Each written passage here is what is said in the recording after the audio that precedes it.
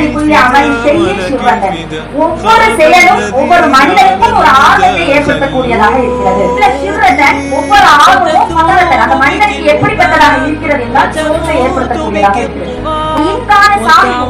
யார் அந்த ஆர்வத்தை எடுத்துக்கொள்கிறாரோ அந்த மனிதன் சக்தன வகாரவ அஜ்ஜு, யார் அந்த ஆர்வத்தை எடுத்துக்கொண்டு அதனோடு அவன் செல்கிறானோ அவனுடைய கூலி அவனுக்கு கிடைக்க வேண்டும் என்று நான் ஆசைப்படுகிறேன். யார் அந்த மனிதனை சுட்டி காமிச்சு இந்த மனிதன் இதை செய்தால் இன்று இதை செய்யவில்லை. ஒரு காலத்துல இவன் எப்படி இருந்தா தெரியுமா, எப்படி நோம்பு வச்சா தெரியுமா, எப்படி தொழுகையோடு நான் தொடர்புல இருந்தேன், எப்படி என்னுடைய இபாதத்துக்களை நான் ரமலானை கழித்தேன் என்றால் அப்படின்னு ஒரு மனிதன் சுட்டி காட்டி பேசுகிறான் என்றால் அவனை நீங்கள் கணக்கில் வைத்துக் கொள்ளாதீர்கள்.